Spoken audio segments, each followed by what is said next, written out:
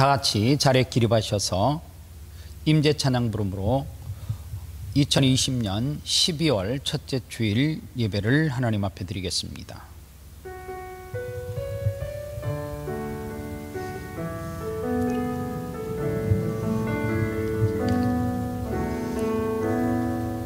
하늘의 문을 여소서, 이곳을 주목하소서. 주를 향한 노래가 꺼지지 않으리. 하늘을 열고 보소서. 이곳에 임재하소서. 주님을 기다립니다. 기도의 양기가 하늘에 닿으니 주여 임재하여 주소서. 이곳에 오셔서 이곳에 앉으소서. 이곳에서 드리는 예배를 받으소서. 주님의 이름만이, 오직 주의 이름만 이곳에 있습니다. 이곳에 오셔서 이곳에 앉으소서. 이곳에서 드리는 예배를 받으소서. 주님의 이름만이, 오직 주의 이름만 이곳에 있습니다.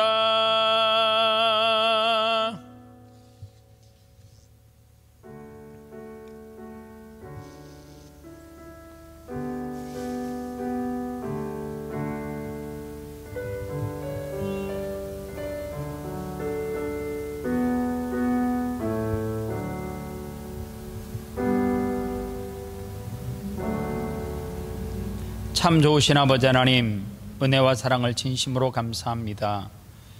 지난 한 주간도 하나님께서 지키시고 은혜 날개 아래 보호하여 주셨다가 거룩한 주일 하나님 전에 나와 또 온라인으로 예배할 수 있는 믿음과 은혜 주시고 건강 주셔서 감사합니다. 많은 사람들이 코로나19에 확진되어져서 고통하는 시간을 보내고 있는데 하나님이 역사하시고 기름 부어 주셔서 이 지구촌에 하루속히 코로나19 바이러스가 소멸되는 국률의 은혜를 베풀어 주시옵소서. 오늘도 당신의 종들이 하나님 앞에 머리 숙여 예배합니다. 예배하는 당신의 종들의 기도의 소리를 들어 응답하여 주시옵소서. 예배 시종을 주님께 의탁하오며 거룩하신 예수님의 이름으로 기도합니다. 아멘. 찬송가 44장 찬송하겠습니다.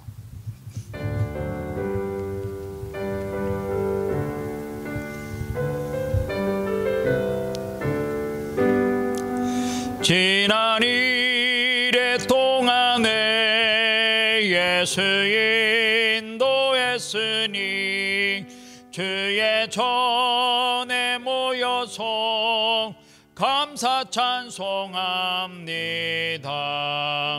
가장 복된 이날은 하늘 안식표로다. 가장 복된 이날은 하늘 안식표로다. 주의 공로 힘입어 은혜 주심 빌 때에 화목하게 하시고 죄를 벗겨주소서. 세상 걱정 버리고 은혜 받게 하소서. 세상 걱정 버리고 은혜 받게 하소서. 하소서. 하나님의 이름을 찬송하러 왔으니 모임 중에 계시고 영광 나타내소서. 기쁜 하늘 잔치에 참여하게 하소서. 기쁜 하늘 잔치에 참여하게 하소서. 주의 기쁜 복음을 모두 듣게 하시고 주의 은혜 베풀어 위로하여 주소서. 주님 오실 때까지 이 날 지키리로다. 주님 오실 때까지 이 날 지키리로다.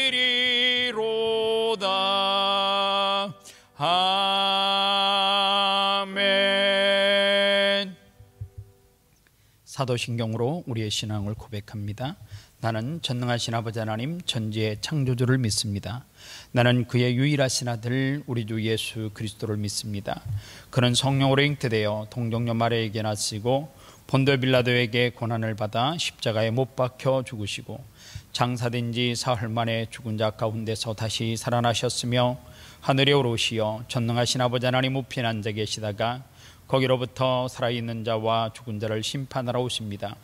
나는 성령을 믿으며 거룩한 공교회와 성도의 교제와 죄를 용서받은 것과 몸의 부활과 영생을 믿습니다. 아멘. 다 같이 자리에 앉으셔서 찬송가 438장 찬송하겠습니다.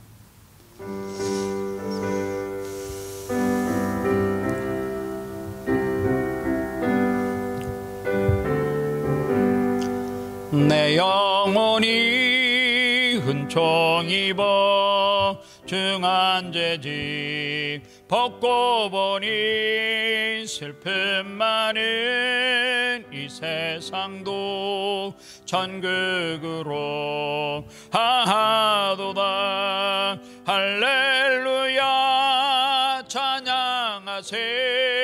내 모든 죄 사함 받고 주 예수와 동행하니 그 어디나 하늘나라. 주의 얼굴 뵙기 전에 멀리 뵈던 하늘나라 내 마음속에 이루어지니 날로 가깝도다. 할렐루야 찬양하세. 내 모든 죄 사함 받고 주 예수와 동행하니 그 어디나 하늘나라. 높은 산이 거친 들이 조막이나 궁궐이나 내 주 예수 모신 곳이 그 어디나 하늘나라. 할렐루야 찬양하세. 내 모든 죄 사함 받고 주 예수와 동행하니 그 어디나 하늘나라. 이 시간 다 같이 하나님 앞에 참회의 기도를 드리도록 하겠습니다. 첫 번째 기도할 제목은 교회를 위해서 기도하겠습니다. 지구촌의 모든 교회를 하나님께서 긍휼히 여기시고 불쌍히 여기시어서 다시 한번 교회가 예배가 회복되게 하시고 주님의 복음을 전하는 전도회 문이 회복되는 역사가 있게 해달라고 기도하면 좋겠습니다. 나라와 민족을 위해서 기도하겠습니다. 우리 조국인 조국 대한민국과 우리가 살고 있는 이 땅 호주와 그리고 전 세계 지구촌을 위해서 기도하겠습니다. 무엇보다도 코로나 바이러스가 이 지구촌에 하루속히 종식되기 위해서 기도해 주시고요. 하나님의 복음이 땅끝까지 증거되기 위해서 각 나라마다 세우신 위정자들이 자로나 우로나 치우치지 아니하고 하나님을 두려워할 줄 아는 지도자들이 되게 해달라고 기도하면 좋겠습니다. 특별히 아름다운 교회가 주일 예배의 통역 시스템을 통하여서 언어의 장벽을 뛰어넘어서 예배하기를 원합니다. 많은 사람들이 말씀을 통하여서 주님 앞으로 돌아오는 은혜가 있게 해달라고 기도해 주시고요. 다가오는 공동의회와 또 성탄절 여러 가지 또 한 해를 마무리하기 위해서 각자 기도의 제목을 가지고 기도하면 좋겠습니다. 다 같이 기도합니다. 하나님 아버지 감사합니다. 이 시간 하나님 앞에 기도합니다. 하나님 앞에 기도하는 것은 이 지구촌의 교회를 위해서 기도합니다. 하나님의 핏값을 주고 세우신 하나님의 교회가 코로나19라고 하는 커다란 장벽 앞에 아무것도 하지 못하는 사방으로 우겨쌈을 당하고 있는 상황 가운데 있습니다.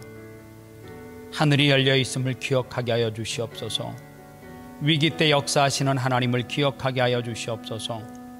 이 시대야말로 하나님의 복음을 증거할 수 있는 기회임을 알게 하시고 움츠리지 않게 하시고 하나님의 복음을 들고 세상 가운데 나가 복음을 증거할 수 있는 우리의 담대한 믿음이 되게 하여 주시옵소서. 무엇보다도 하나님 교회가 영적인 위기 가운데 있습니다. 많이 위축되고 힘을 잃어가고 있습니다. 회복의 역사가, 어려울 때 기적의 역사가 아름다운 교회를 통하여서 나타날 수 있도록 주님 은혜 베풀어 주시옵소서. 각 나라마다 세운 위정자들을 위해서 기도합니다. 하나님을 두려워할 줄 아는 지도자들이 되게 하여 주시옵시고 하나님 없이는 그 어떠한 민족도 하나님 어떠한 계획도 이루어질 수 없음을 알게 하여 주시옵시고 하나님을 앞장 세울 수 있는 민족과 국가들이 되게 하여 주시옵소서. 조국 대한민국을 불쌍히 여겨 주시옵소서. 보수와 진보, 좌파와 우파가 서로 나뉘어져서 서로를 헐뜯고 서로를 원망하며 서로를 중화합니다. 하나 되게 하여 주시옵소서. 대통령에게 바른 생각을 허락하여 주시옵시고 정치하는 국회의원들이 정신 바짝 차릴 수 있도록 하나님 은혜 베풀어 주시옵소서. 우리가 살고 있는 이 땅 호주를 축복하여 주시옵소서. 경제적으로 어려움 당하지 않도록 도와주시옵시고 하나님 이 코로나 위기를 지혜롭고 슬기롭게 잘 극복할 수 있도록 은혜 베풀어 주시옵소서. 하나님 이 땅 가운데 아름다운 교회 세워주심에 감사합니다. 언어의 장벽을 뛰어넘어 하나님의 말씀을 증거하기를 원합니다. 하나님 통역 서비스를 통하여서 헌신하는 자들과 그 말씀을 듣는 자들이 하나님 앞에 놀라운 변화와 기적을 체험할 수 있도록 은혜 베풀어 주시옵소서. 아름다운 교회가 어려운 시대일수록 모이기에 더욱더 힘쓸 수 있는 교회 되게 하여 주시옵시고 어떠한 상황 가운데서도 낙오하지 않게 하시고 이 한 해를 잘 마무리할 수 있는 슬기롭고 지혜로운 성도들이 다 되게 하여 주시옵소서. 오늘도 말씀을 통하여서 은혜 받을 때에 하늘문을 열고 그들의 심령 가운데 간절과 골수를 쪼개고도 남는 놀라운 기적의 은혜의 역사가 있게 하여 주시옵소서. 예수님의 이름으로 기도합니다. 아멘. 교회 소식입니다. 교회 소식은 자막을 보시기를 바랍니다.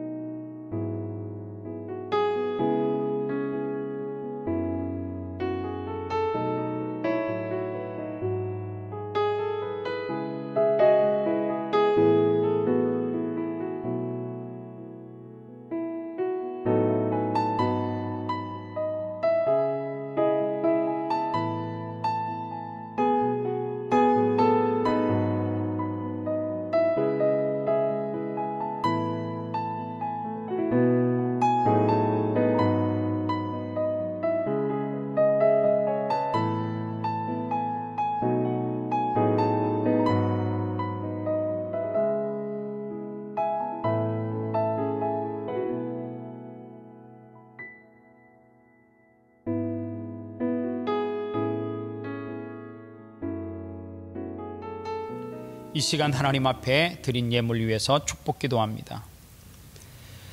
살아계시는 아버지 하나님, 우리의 삶의 주인 되시고 우리의 물질의 주인 되시는 그 하나님을 고백하고 이 시간 사랑하는 성도들이 하나님 앞에 정성스러운 예물을 들고 예배합니다.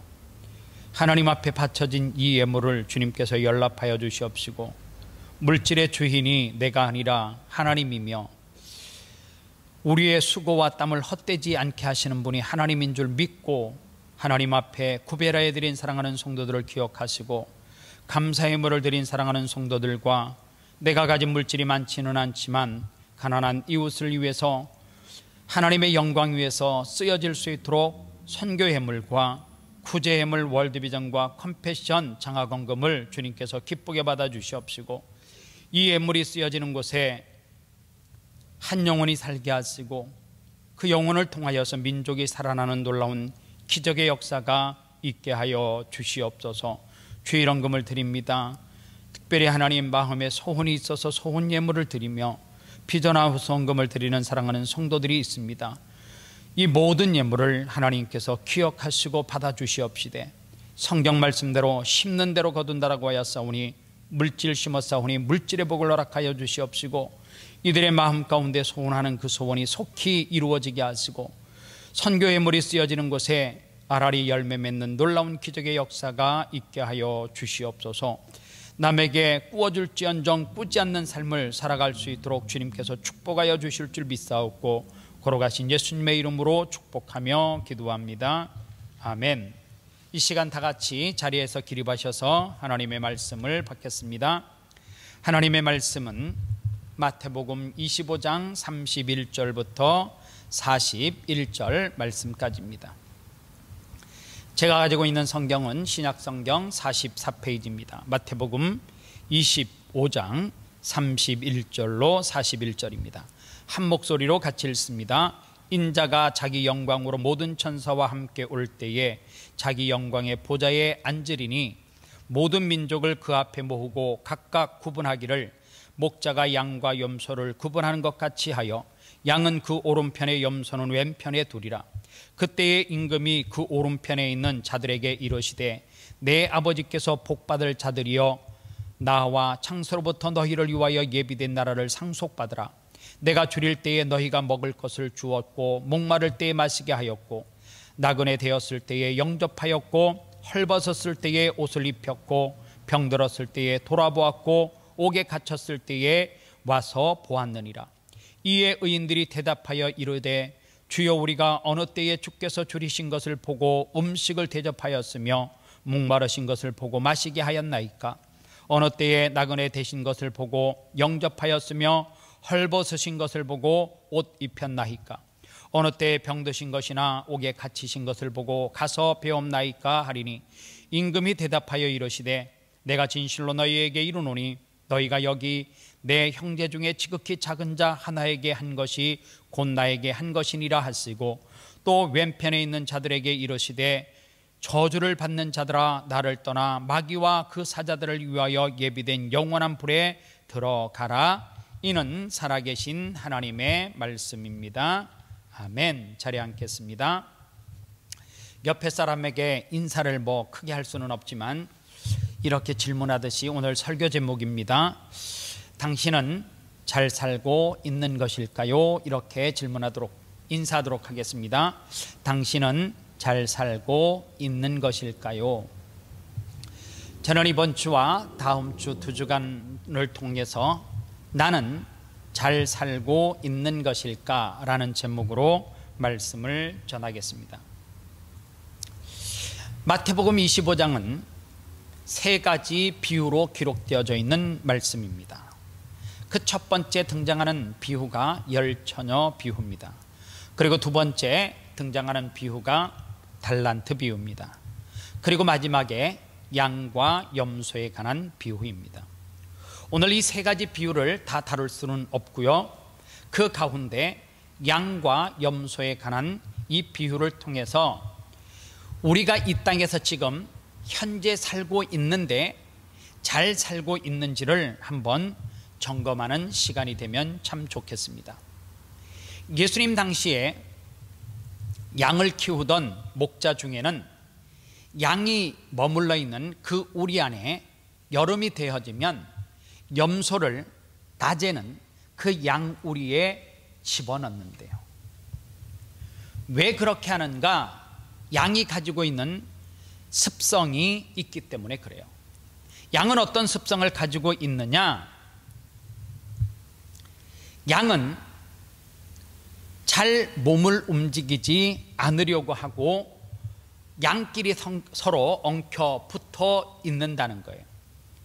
그렇게 하면 겨울에 날씨가 너무너무 무덥기 때문에 각종 질병이 양에서 양으로 쉽게 옮겨갈 수 있고, 때로는 그 우리 안에서 질식사하는 경우도 종종 생긴답니다. 겨울에는 이 양이 가지고 있는 특징이 너무 좋아서 서로 몸을 부딪히는 가운데 그 체온을 서로 보호해주는 역할을 하는데, 여름에는 이 질병을 옮기거나 질식사 이런 위험이 있다는 거예요. 염소가 가지고 있는 특징이 무엇입니까? 염소는 우리가 알듯이 들이받는 것을 굉장히 잘해요. 이 양 우리의 염소를 집어넣어 놓으면 누구를 들여받아요? 자꾸만 붙어있는 양들을 그 뿔로 박는다는 거예요. 양들의 입장에서 생각하면 얼마나 불편해요. 자기들은 움직이기 싫어하는데, 그리고 뭉쳐있는 것을 좋아하는데 계속해서 염소가 들이받으니까 양들의 입장에서는 굉장히 귀찮기도 하고 불편했을 거예요. 그리고 양이 말을 할 수 있다라고 하면 왜 우리가 살고 있는 이 우리 안에 염소를 집어넣어 놓았을까라고 하면서 굉장히 마음 가운데 불쾌함과 그리고 섭섭함이 있었을 거예요. 그런데 목자의 입장에서 생각해 보면 그 방법은 무엇이에요? 양을 사랑하는 방법이에요. 양이 여름에 붙어 있으면 질식사와 각종 질병을 옮길 수 있기 때문에. 그러나 이 중동 지방의 날씨가 낮에는 무척 덥지만 저녁이 되면은 쌀쌀해진대요. 그 시간이 되어지면 이 목자는 어떻게 해요? 양 우리에 있는 염소를 한 마리씩 한 마리씩 끄집어내서 다시금 그 염소가 살고 있는 우리 안에 집어넣어 놓는다는 거예요. 예수님께서 지금 지혜로운 이 목자들이 하고 있는 그 당시의 일들을 오늘 성경 본문에 그대로 옮겨 놓았습니다. 그 내용이 32절이에요. 모든 민족을 그 앞에 모으고 각각 구분하기를 목자가 양과 염소를 구분하는 것 같이 하여, 이렇게 되어져 있어요. 낮 동안에는 양과 염소가 섞여 있는데 밤이 되면 명확하게 양과 염소를 구분하여서, 그리고 그 목적에 따라 양이 머물러 있는 곳에, 그리고 염소는 그 염소의 우리에 구분을 해 놓는다는 거예요. 마지막 때에 우리에게 일어날 일들을 이 양과 목자를 통해서 설명하고 있습니다. 저는 이 본문의 말씀을 보면서 두 가지 의도를 봤습니다. 그 첫 번째 하나의 의도가 무엇이냐면, 예수님께서는 우리가 이 땅에 살아가고 있을 때에 간혹 염소와 같은 그런 사람을 만나게 한다는 거예요. 간혹 만나면 참 좋은데 그 염소가 내 남편이면 심각한 일이겠죠. 간혹 가다가 염소와 같은 존재를 만나면 그냥 그 시간이 지나가면 되는데, 그 염소가 내 아내거나 어머니이면 굉장하게 심각한 문제입니다. 그런데 이런 배우자를 만나고 이런 부모를 만난 것을 성경은 감사해야 된다는 거예요. 왠 줄 아십니까?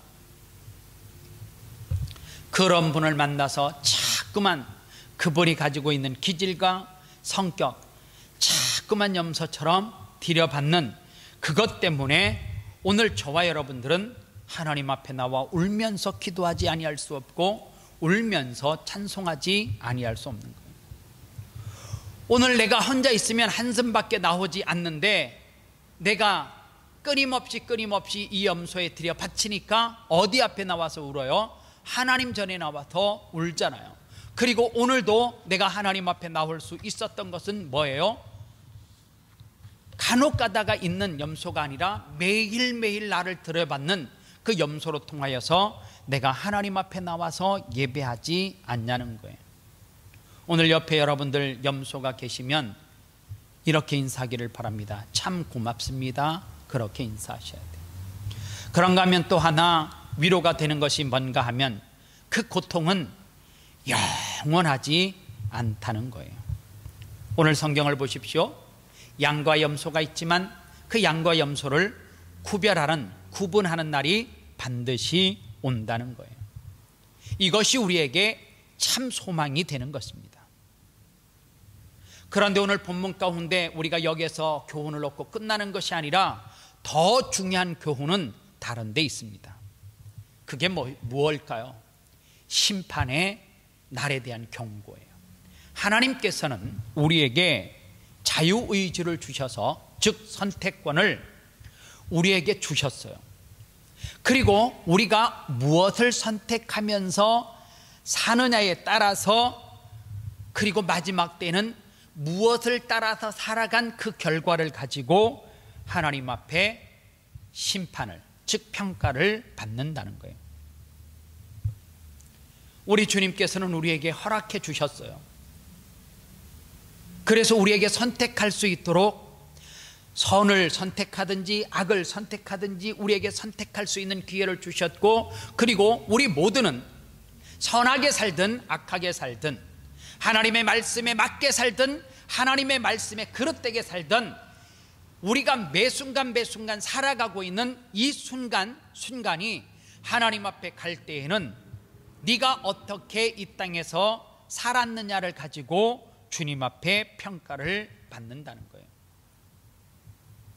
그러면 우리가 이 땅에서 누가 봐도 잘 살아야 되잖아요. 그러면 잘 살았다라고 하는 그 평가의 기준은 도대체 무엇일까? 무엇을 보고 우리는 이 땅에서 참 괜찮게 살았다라고 평가할 수 있냐는 거예요. 그 첫 번째는 주님과의 인격적 관계성을 본다는 거예요. 35절과 36절, 그리고 또 성경 가운데 42절과 43절을 보십시오. 똑같은 내용이 중복해서 나와요. 내가 줄일 때에 너희가 먹을 것을 주었고, 목마를 때에 마실 것을 마시게 하였고, 나그네 되었을 때에 영접하였고, 헐벗었을 때에 옷을 입혔고, 병들었을 때에 돌아보았고, 옥에 갇혔을 때에 와서 보았느니라. 42절과 43절에서도 같은 맥락의 똑같은 이야기를 해요. 한 장의 성경 가운데 양과 염소에 관한 비유를 이야기하시면서 똑같은 내용을 중복적으로 썼다라고 하는 것은 어떤 의미가 있는 거예요? 중요하다, 그 말이에요. 이번 주 목요일 날, 지난 목요일이겠죠? 한국은 대학교를 입학하기 위해서 수능시험을 보는 날이었습니다. 그런데 학원이든지 학교에서든지 공부를 할 때 무엇을 해요? 계속해서 중요하다라고 강조를 해요. 하이라이트를 긋게 하고, 오늘 성경에 이 35절과 36절 그리고 42절과 43절은 같은 말씀을 계속해서 반복하는 것은 강조하고 중요하다라고 말하는 거예요. 제가 목사니까 이 말씀을 앞뒤 문맥을 연결하기 위해서 또 말씀을 묵상하는 가운데 제가 그런 생각을 해보았어요. 35절과 36절 그리고 42절과 43절을 반복해서 묵상을 하다가 제가 이런 생각을 해봤습니다. 하나님이 우리가 이 땅에서 네가 정말 잘 산다라고 이야기했을 때에 그 잘 산다라고 하는 하나님의 마음에 쏙 드는 것이 무엇일까? 그러면서 과연 하나님께서 나를 통해서 기뻐하는 것은 무엇일까? 교회를 크게 만드는 것을 기뻐하실까? 그것도 기뻐하겠죠. 그런데 교회를 크게 성장시키기 위해서 무엇을 희생시켜요? 때로는 선한 방법이 아니고 성경적인 방법이 아니라도 큰 목적을 이루기 위해서 하나님을 희생시키고 가요. 그런데 가만히 보니까 하나님은 우리가 교회를 키우려고, 목사들이 교회를 키우려고 막 몸부림치면서 성경에서도 벗어난 편법을 쓰고 인간적인 이 악한 방법을 쓰고 그러면서 교회를 키우는 가운데 하나님과의 관계를 놓쳐버리는 것을 주님은 원하지 않더라는 거예요.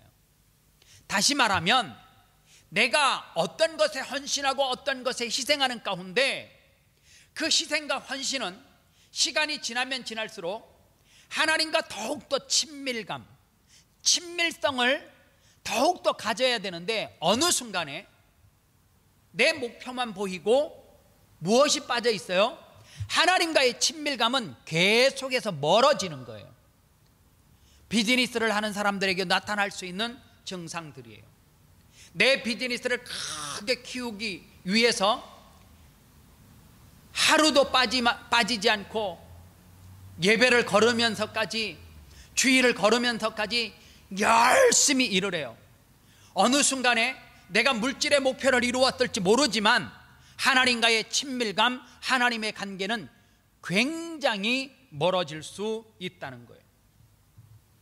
하나님은 우리가 비즈니스를 얼마나 많이 키웠느냐, 네가 교회를 얼마나 많이 크게 성장시켰느냐, 그것을 보는 것이 아니라 네 나하고 친해, 그것을 보는 것 같아요.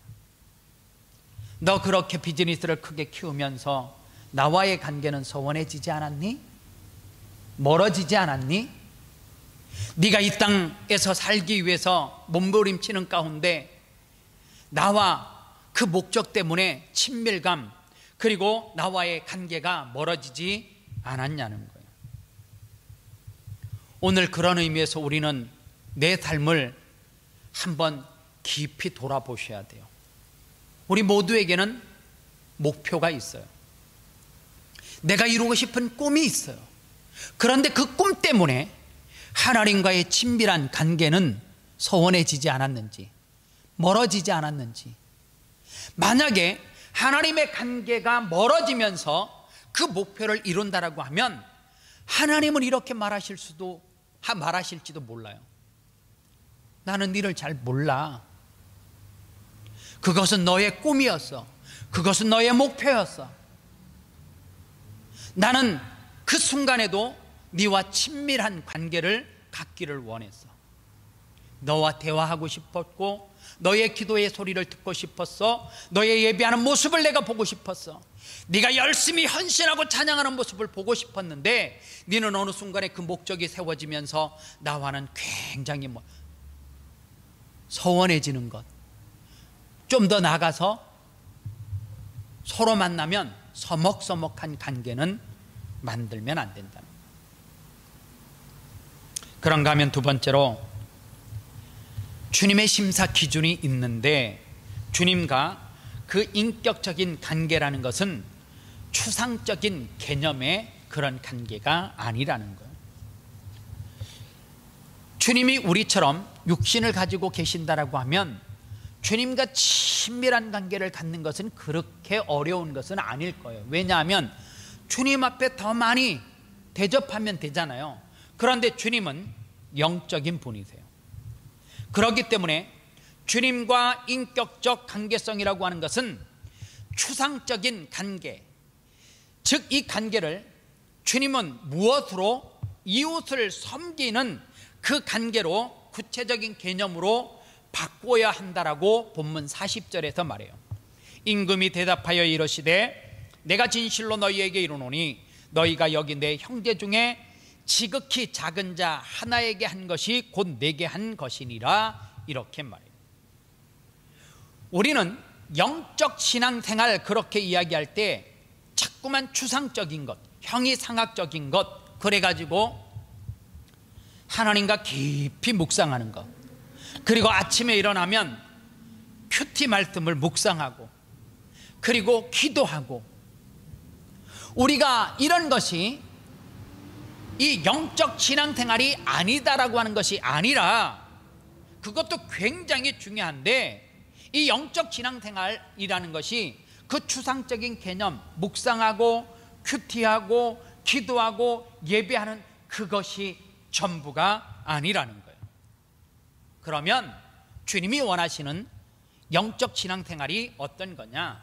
오늘 주님은 우리에게 계속해서 반복해서 말하잖아요. 중요하다라고 말하잖아요. 35절과 36절, 42절과 43절에서 말하는 것이 뭐예요? 예수님께서는 목마른 자에게는 물 한 컵을 주는 행위, 헐벗은 자에게는 옷 한 벌을 입혀주는 그 행위, 그리고 병든 자에게는 찾아가서 등 두드려주는 그러한 행위, 이 모든 것이 성경을 읽는 거랑 기도하는 거랑 똑같은 신앙 행위라는 거예요. 이것을 신앙 행위 정도가 아니라 어떻게 보면 더 고급스러운 종교 행위보다 더 고귀한 것이라고 주님은 말해요. 왜냐? 주님은 단계성을 굉장히 소중하게 여기기 때문에 그래요. 그리고 주님의 기준으로 볼 때 그 관계성이라는 것이 뭐예요? 나는 영적인 내 아버지니까 나와 친밀한 관계를 갖기를 원하면 내 자녀인 이웃에게 뭐 하라는 거예요? 관계를 맺어라.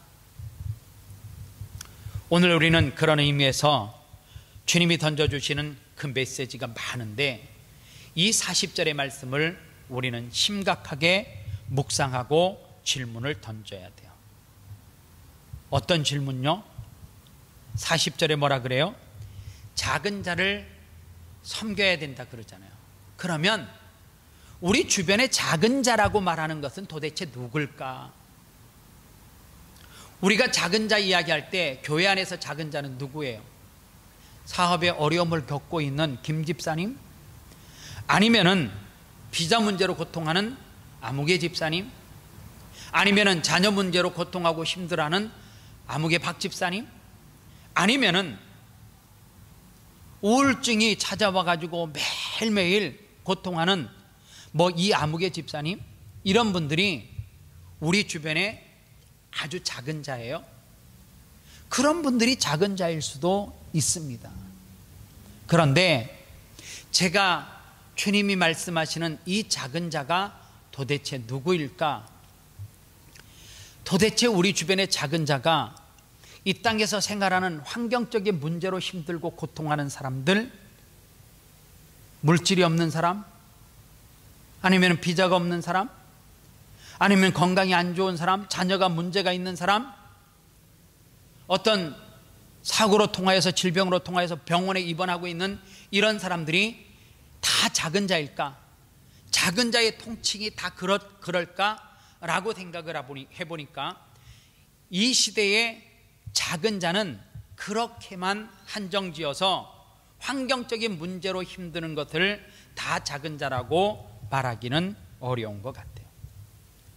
우리 주변의 작은 자는 누구일까? 현대인들에게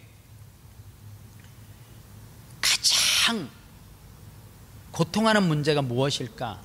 아파하는 문제가 무엇일까 생각을 해보니까, 여러분들, 이거는 돈이 많은 사람도 건강한 사람도 좋은 나라에서 사는 사람도 누구나 다 할 수 있는 거예요. 외로움인 것 같아요.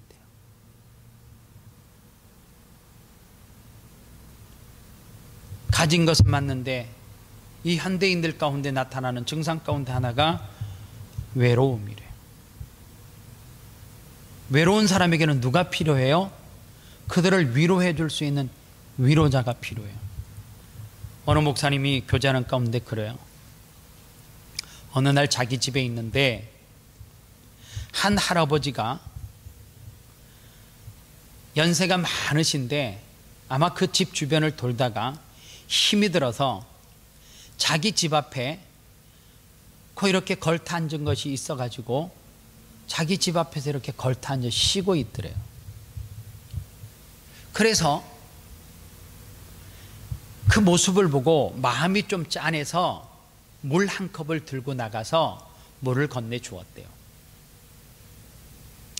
그러다가 면 이야기를 나눴는데 그 다음 날이 됐는데 또 거기에 와서 쉬더래요. 몇 번 그 일이 반복되어지고 난 다음에 내가 이분에게 말동무가 되어 주어야 되겠다라고 생각을 해서 자기도 그 시간에 기대를 하면서 또 쫓아나가서 반갑다라고 인사하고 물을 건네주고 주스를 건네주고, 그러다 어느 단계까지 발전을 했느냐 하면 그분이 보니까 집에를 초청해서 가보니까 할아버지인데 혼자 살고 계시는 거예요.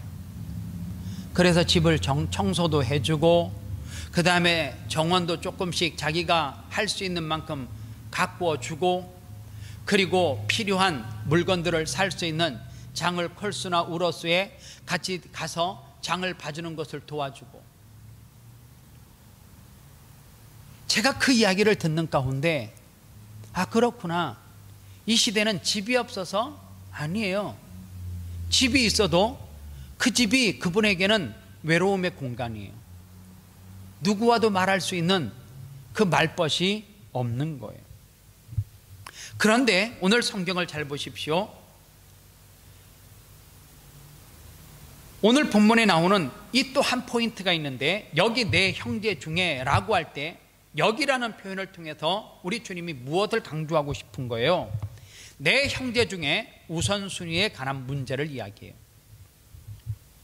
우리가 작은 자를 섬기고 돌보고 구제하되 어디부터라고요?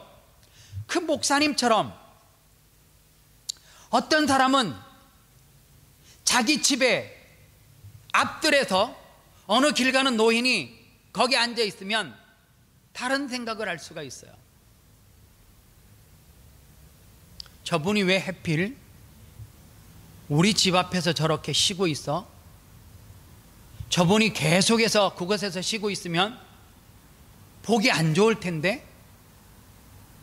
그런데요, 여러분들 오늘 성경에서 보십시오. 여기 내 형제 중에라고 하는 것은 우리의 위로가 필요한 사람이 멀리 있다는 거예요? 가까이 있다는 거예요? 가까이 있다는 거예요. 우리는 가끔 인류 평화에 대해서 부르짖기도 해요.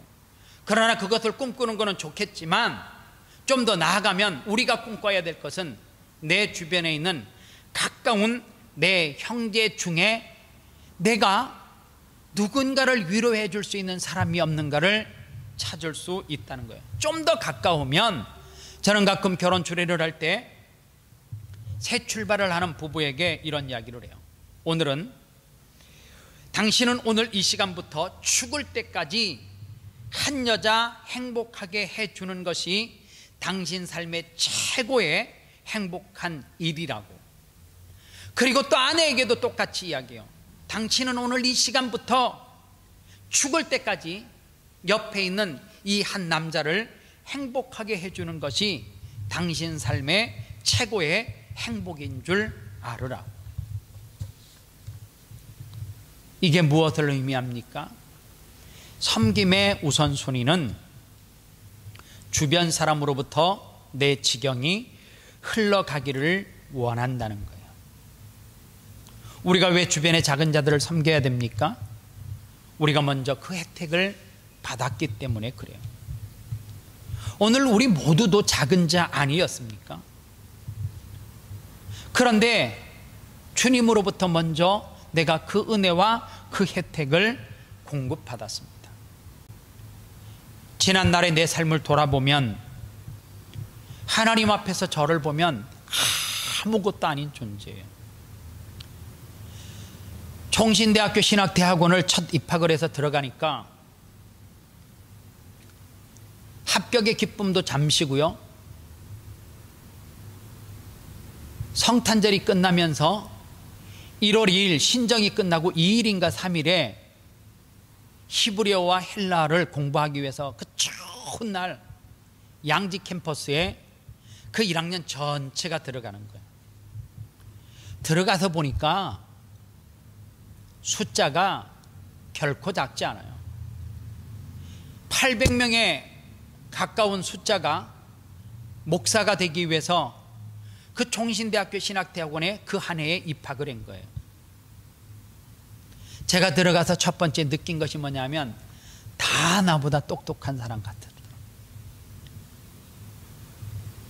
총신대학교 신학대학원에 들어가니까 다 이렇게 이 이름 끝에 전도사님이라고 하는 존칭을 붙여요. 저는 그 많은 선지생도들이 히브리 헬라어를 마치고 개강수련회를 할 때에 과연 내가 2학년과 3학년이 다 모여갖고 2,000명이 넘는 숫자가 양수리 수양관에 다 들어가지도 못해 숫자가 많아가지고 그 많은 전도사님들이 있는데 이 가운데 내가 하나님 앞에 어떻게 쓰임받을 수 있을까? 진짜 그 생각을 했어요. 내 삶을 돌아보면 하나님은, 저는 그리 생각해요. 하나님께서 저에게 특별 대우를 해주셨던 것 같아요. 청소년 사역을 통하여서 그 젊은 그 시대의 청소년들을 끊임없이 만나게 해주시고, 그 청소년들을 통하여서 내가 은혜를 공급해 준 것이 아니라 그들이 나에게 오히려 은혜를 공급해 줬다라고 생각을 해요. 그 사역을 열심히 하는 가운데 하나님께서 시드니 아름다운 교회로 저를 보내주시고, 지금까지 내 삶을 돌아보면 목회선상에서 주님은 저에게 확실하게 특별 대우를 해 주신 것이 맞더라고요. 제가 총신 신대원을 입학하기 전에는 멕시코라고 하는 나라에 있었습니다. 제가 그 나라에 왜 갔느냐 하면, 그 멕시코 한인 가운데 성공하신 교회 안수 집사님이 사람을 키우겠다고 한국에 나오셔서 저를 만나고, 그리고 저를 멕시코에 데리고 가시고 자기의 모든 돈을 들여가지고, 물질을 들여서 미국에 저를 공부시켜 준다라고 해서 제가 멕시코로 들어갔어요. 하나님의 계획은, 저는 계획할 때 미국에 들어가서 그곳에서 신학을 공부하고, 그리고 학위를 따서, 그리고 한국에 내가 어느 시점이 되면 컴백을 하든지 아니면 더 넓은 세계에서 하나님의 영광을 드러내는 그런 꿈을 꾸었어요. 그런데 그것을 이루시지 않게 하시고 하나님은 멕시코에서 저를 다시금 한국으로 보내셨어요. 제가 한국에 다시 들어갔을 때 무슨 생각을 했냐면, 내가 왜 미국에 들어가서 공부를 해야 되는데 하나님은 그 꿈을 포기하게 하셨을까?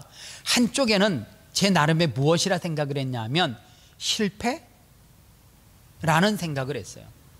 그런데 돌아보니까 그때의 그 시간과 내가 한국에 들어와서 신대원을 공부하고 다시금 청소년 사역을 하고 지금 이 사역을 하는 것을 돌아보면 그것은 실패가 아니라 내 인생 가운데 통합이었어요. 그 경험까지도, 그 훈련까지도 하나님은 나를 사용하시게끔 하기 위해서, 저는 지금도 그런 생각을 해요. 멕시코에서 이민자의 삶을 제가 미리 맛보고 경험하지 못했다라고 하면 저는 이민교회에서 이렇게 오래도록 함교회를 섬기는 그 사역을 저는 분명히 감당하지 못했다라고 생각합니다. 그러니까 하나님께서는 나에게 먼저 특별한 은혜를 부어주셨어요. 그 은혜의 혜택을 받은 사람은 어떻게 살아가야 되느냐? 제가 늘 말씀 가운데 강조하는 것, 가까운 데 있는 내 아내와 그리고 내 자녀들이, 그리고 내가 은혜 받음으로 말미암아 내 주변에 있는 그 모든 사람들이 그 축복의 혜택을 누려야 된다라고 하는 것입니다. 그런가 하면 두 번째로, 우리가 우리 주변의 작은 자들을 왜 섬겨야 합니까? 그것이 내가 이 땅에서 잘 사는 길이기 때문에 그렇습니다. 잠언서 11장 25절에 보면, 저는 이 말씀을 읽고 참 말이 안 되는 성경이다 라고 생각을 했어요. 여러분들도 한번 이 말씀을 보시고 이거 어거지로 지어낸 말 아닌가 라는 생각을 나는 하는지 안 하는지 한번 보시기 바랍니다. 구제를 많이 하는 자는 풍성하여질 것이요, 구제를 많이 하면 풍성해진대요. 구제를 하면 돈이 나가는데 내가 풍성해져요? 풍성한 것은 뭐예요?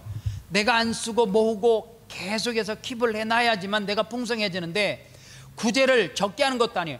구제를 많이 하면 풍성해지고 라고 이야기합니다. 약간 이상한 말인 것 같아요. 구제를 좋아하는 자는 풍성하여질 것이요 남을 윤택하게 하는 자는 자기도 윤택하여진대요. 남을 윤택하게 하면 자기가 윤택해진대요. 성경이 너무 억지 같지 않습니까? 주머니를 주님께서 털어내려고 지어낸 느낌 같아요. 서울대학교 심리학 교수인 최인철 교수님이 서울대학교에 또 다른 직책이 하나 있습니다. 서울대학교 행복연구센터장, 행복연구센터장이라고 하는 직책을 겸하고 있습니다. 이분이 쓴 글 중에 자기가 행복하기 위해서 스스로 연구를 해보니까 행복이라고 하는 것은 나를 위한 행동보다도 다른 타인을 위해서 행동할 때에 행복이 더 강하게 경험되어지더래요. 그러면서 자기 자신을 위한 지출 그리고 타인을 위한 지출 이렇게 둘로 나누어 가지고 연구를 해보니까 이 둘 중에 자기 자신을 위해서 지출이 많은 것보다 타인을 위해서 지출이 많은 사람이 더 행복하더랍니다. 제가 어느 유튜브 영상에 보니까 서구 사람들이에요. 친절 베풀기 운동 뭐 그런 캠페인인 것 같은데 무거운 수레를 끌고 가는 할머니가 신호등을 건넬 때에 반대에서 건너오다가 그 할머니를 보고 자기 가던 길을 돌려가지고 그 할머니의 수레를 끌고 그 신호등을 건너게 해주는 그 모습. 길에 어떤 여인이 막 급하게 달려가다가 굽이 높은 신발과 짧은 치마를 입고 막 뛰어가다가 넘어지면서 서른 뭉치가 땅에 확 쏟아져요. 자기 가던 길을 멈추고 그 서른 뭉치를 이렇게 모아주는 이웃. 자동 전화 응답 한 통화로 이웃을 돕는 그러한 모습. 잘 모르는 사람에게 친절을 베푸는 것, 결국에 그 친절은 누가 행복해지는 거예요? 하면 할수록 내가 행복해지는 거라는 거예요. 그러면서 이분이 무슨 연구를 했느냐면, 실험을 했느냐면 사람들을 불러 모아서 봉투를 만들었습니다. 그 봉투에는 현금이 들어있어요. 그리고 두 그룹으로 나뉘었습니다. 한쪽 그룹은 그 봉투를 주면서 뭐라고 이야기하냐면, 오늘 이 돈을 당신을 위해서만 다 쓰라고. 그리고 봉투를 가지고 올 때는 하나도 남기지 않고 다 쓰셔야 된다고. 그리고 또 이쪽 한 그룹에게는 돈 봉투를 주면서 이 안에 있는 돈은 여러분들을 위해서 쓰면 안 된다고. 여러분들이 오늘 하루 동안 이 돈은 내가 돕고 싶은 사람, 누군가 무엇인가를 주고 싶은 사람에게 선한 목적을 가지고 쓰라고. 그리고 돈을 주고 내보냈어요. 약속한 시간이 되어져서 두 그룹이 다시금 모였습니다. 그리고 두 그룹의 행복지수를 검사해 보니까 자기를 위해서 돈을 다 지출한 사람보다 남을 위해서 돈을 다 쓴 사람들의 얼굴의 표정과 행복지수가 몇 배나 더 높더라는 사실입니다. 제가 목회를 하면서 많은 성도들을 보잖아요. 주일날 성도들의 얼굴을 보면 제가 참 신기한 것을 발견했어요. 문제가 많은 사람일수록 기도할 때 더 뜨거워요.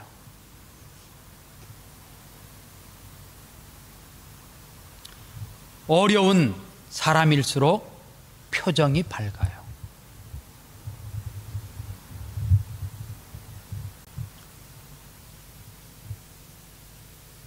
문제 가운데 고통하는 사람일수록 말씀의 사모함이 더 간절해요. 찬양이 더 뜨거워요. 왜 그럴까? 물질에 풍요로움이 있어요. 자녀의 문제가 하나도 없어요. 이 땅에서 살아가는데 아무런 문제가 없어요. 그런데 그런 사람이 주일날 와서 예배를 하는데 춤추지 않아요? 기도의 뜨거움과 눈물이 없어요. 찬양의 열정이 없어요. 말씀의 사모함이 없어요. 너무 신기하잖아요. 반대여야 되는데 왜 그런 줄 아십니까? 이유가 있더라고요.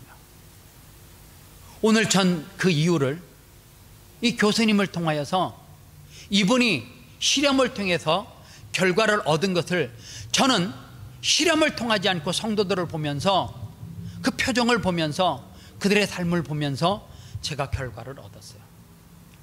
미안하지만 우리 교회도 동일해요. 어떤 청년이 어려움이 있어요. 어떤 가정이 어려움이 있어요. 구제하고 도웁시다 그러면 있는 사람 일체 헌금 안 해요.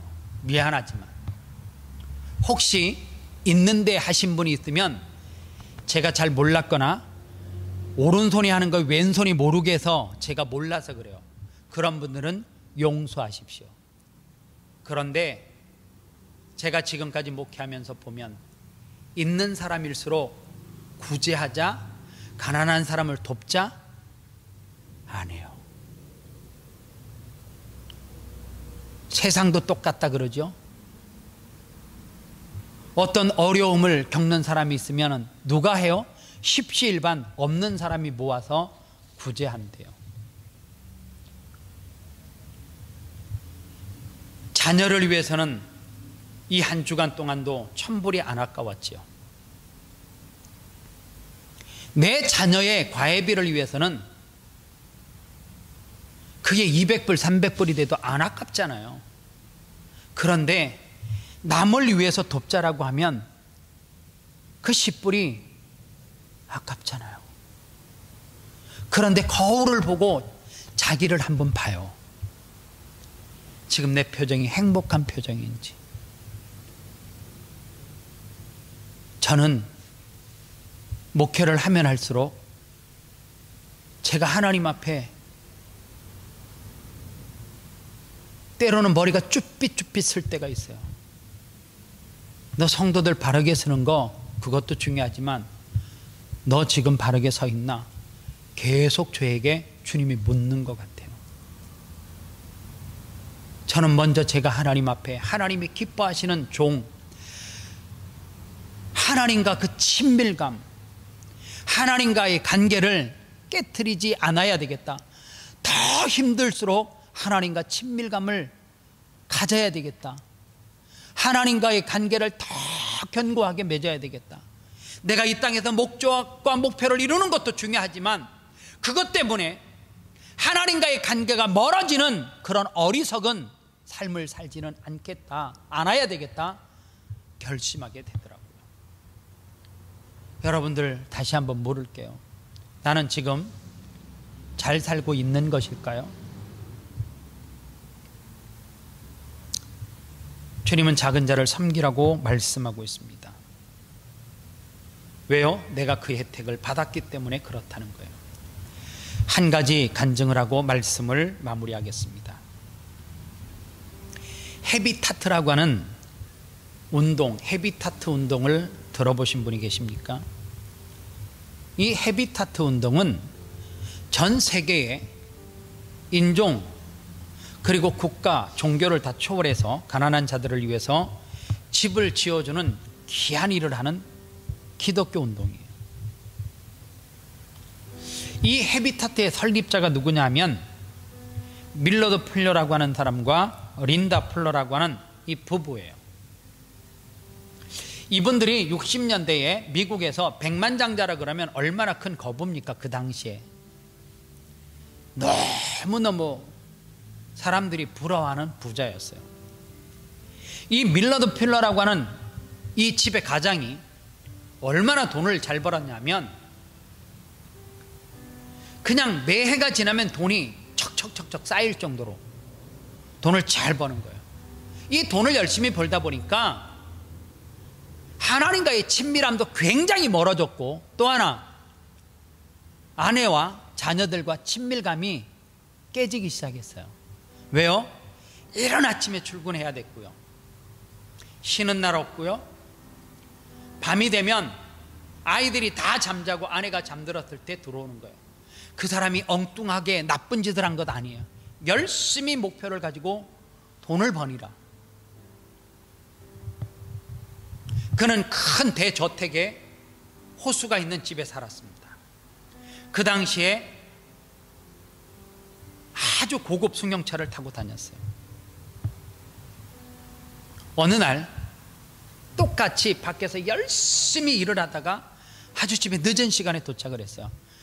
그런데 그 자기 집에 도착했는데 깜깜하더라는 거예요. 자는가 보다, 오늘은 거실에 불을 안 켜놓고 잠들었는가 보다. 들어가 보니까 현관의 문을 열고 딱 들어가는데 불이 켜지면서 쪽지 하나가 보이더라는 거예요. 그 쪽지에 이렇게 쓰여져 있었대요. 오늘 밤에도 돈을 세시오. 오늘 밤에도 돈 벌 궁리나 하시오. 필요 없는 우리는 당신 곁을 떠나갑니다. 이렇게 아내가 적어놓고 아이들과 그 집에서 짐 꾸려가지고 나간 거예요. 그 메모지를 보는 순간 이 밀러드 플러가 충격을 받았어요. 보통 아내가 첫 번째 집을 나가면 남편이 못 찾을 때로 가는 건 아니죠. 웬만하면 찾지 않습니까? 정신을 바짝 차리고 아내를 찾았어요.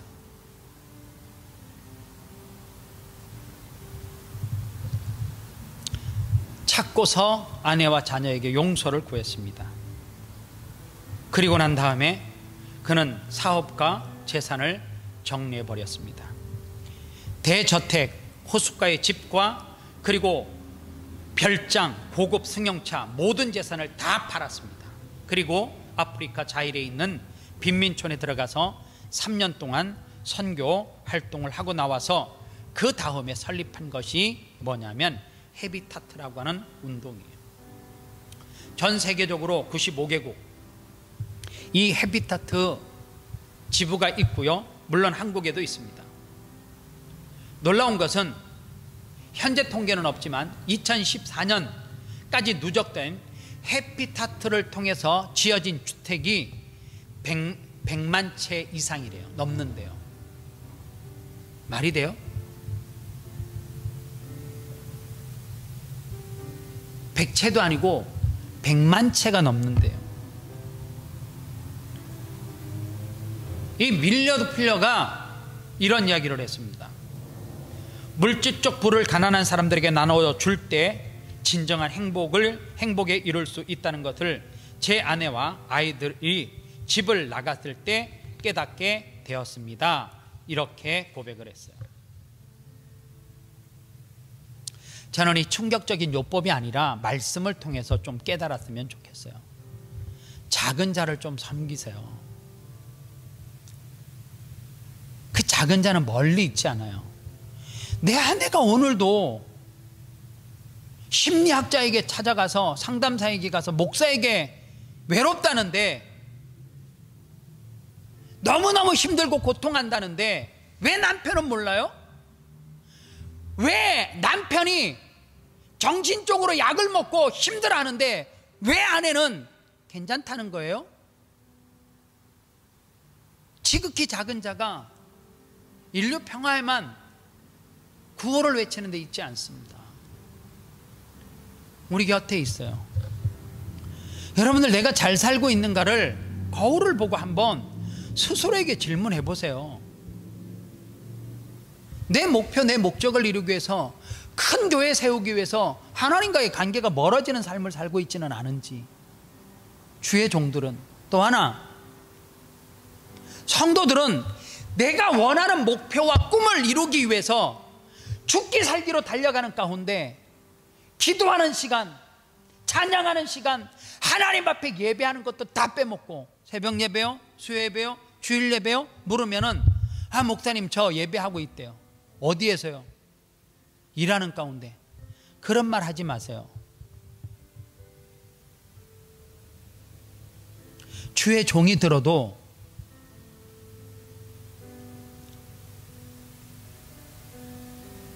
기쁘지 않는데 내 창조주 아버지 하나님이 들으면 토하여 내치고 싶지 않겠어요? 나는 너를 모르는데 도무지 모른다고. 그거는 네 목표지. 네가 이 땅에서 이루고 너를 위한 삶이지 나를 위해서 무슨 삶을 살았냐고. 여러분들 신앙생활 착각하시면서 하시면 안 돼요. 절대로 착각하면 안 돼요. 물질을 벌어도 하나님과 친밀감을 잃어버리면 안 돼요. 이 땅에서 힘든 일이 있어도 그 문제 때문에 하나님과 친밀한 관계를 깨트려 버리면 안 돼요. 스스로 착각하는 예배, 스스로 착각하는 기도, 스스로 착각하는 신앙생활 하면서 마치 하나님 앞에 신앙생활 잘하는 것처럼 그렇게 살지 마십시오. 스스로에게 물어봐요. 나는 지금 잘 살고 있는지. 스스로 잘 살고 있다고 착각하시면 주변에 있는 사람들에게, 친한 사람에게 10명에게만 물어봐요. 나한테 꼭 물어봐요. 우리 교회 성도들은. 내가 정확하게 이야기할 수 있어요. 주님에게 기도하면서 물어봐요. 양심에 손을 얹고 잘 살고 있는지. 마지막 때에 양과 염소는 반드시 하나님께서 구별해낸다 그랬잖아요. 진짜 잘 사는 사람은 하나님과의 친밀한 관계를 가지고 있고 추상적인 신앙생활이 아니라 주님과의 친밀한 관계가 이웃을 통해서 나타나고 있는 사람, 그 사람들이 정말 잘 사는 사람들이에요. 오늘 저는 이 말씀을 준비하면서 제가 준비한 찬양입니다. 주님 다시 오실 때까지 나는 이 길을 가리라. 가사를 생각하면서 가슴으로 고백하는 시간 되면 좋겠습니다.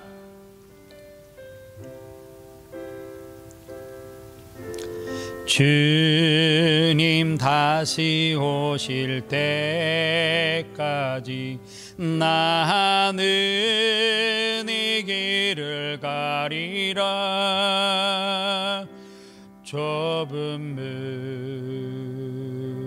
좁은 길 나의 십자가 지고 나의 가는 이 길 끝에서 나는 주님을 보리라. 영광의 내 주님 나를 맞아주시리. 주님 다시 오실 때까지 나는 일어나 달려가리라. 주의 영광 온 땅 덮을 때 나는 일어나 노래하리. 내 사모하는 주님 온 세상 그 주시라. 내 사모하는 주님 영광의 왕이시라.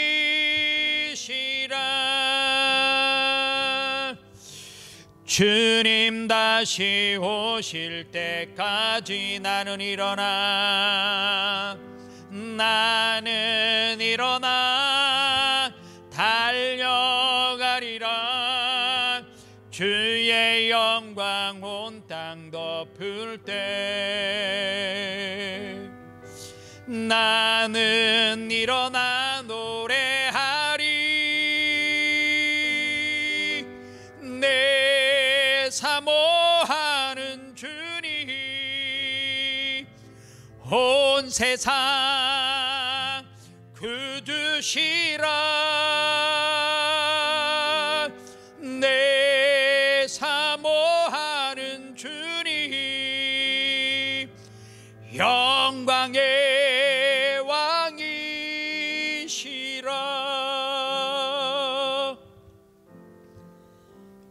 이 시간 말씀을 생각하면서 함께 기도하겠습니다. 오늘 말씀 제목처럼 나는 잘 살고 있는 것일까? 스스로에게 정말 냉철하게 한번 물어보십시오.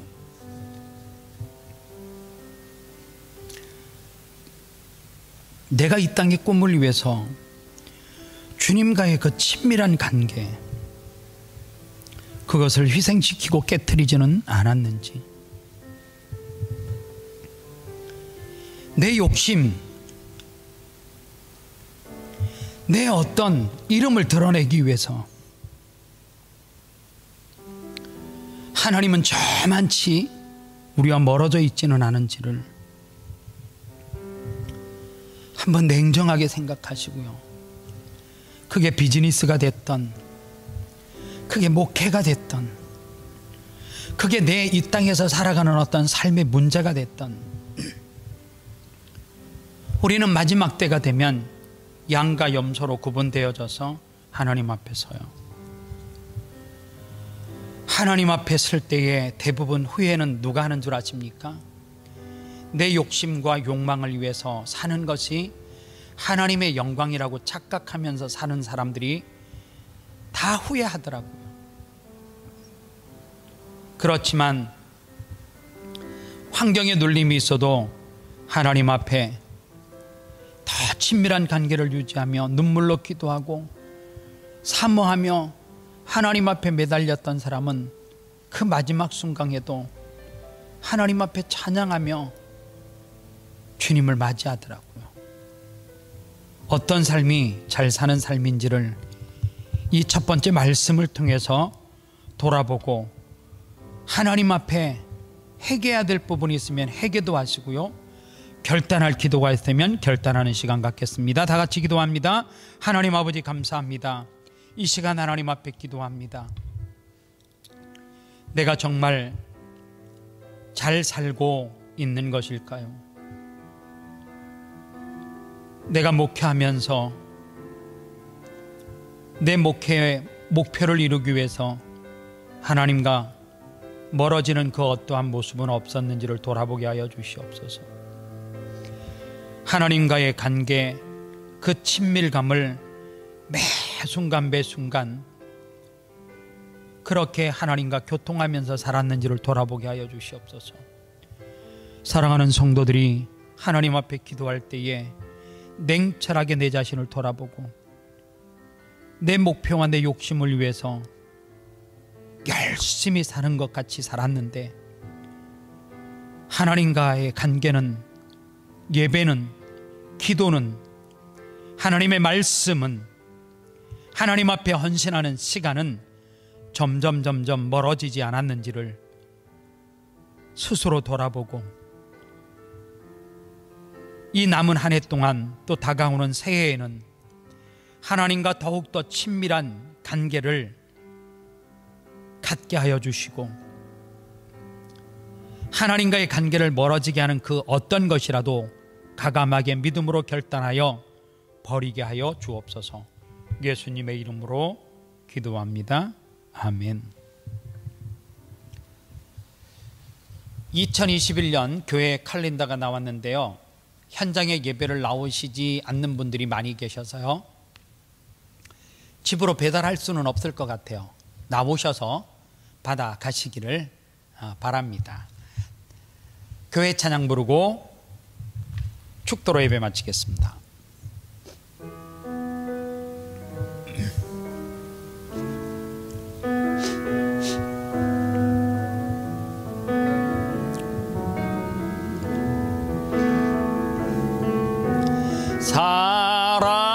사람이 넘치기보다 사랑이 넘치는 교회 섬김을 원하기보다 섬김의 기쁨 알아가는 교회 세상이 주목하기보다 주님이 주목하는 교회 화려한 겉모습보다 중심이 주를 향한 교회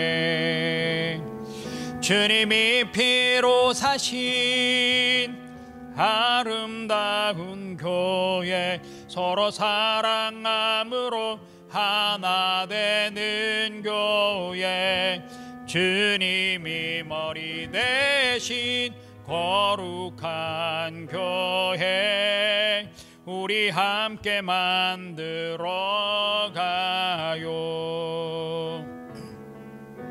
내 작은 생각보다도 하나 됨에 소중함하는 교회 세상에 알려지기보단 서로가 서로를 깊이 아는 교회 주님이 피로 사신 아름다운 교회 서로 사랑함으로 하나 되는 교회 주님이 머리 대신 거룩한 교회 우리 함께 만들어가요.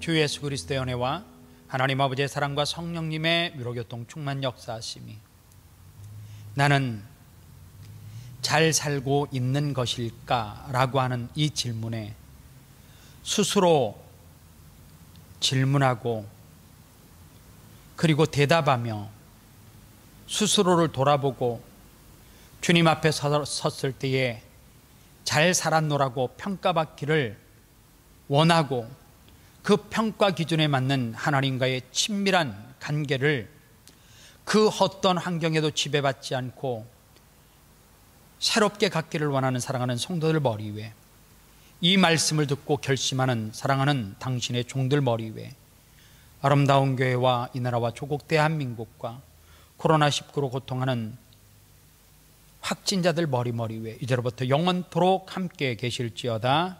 아멘.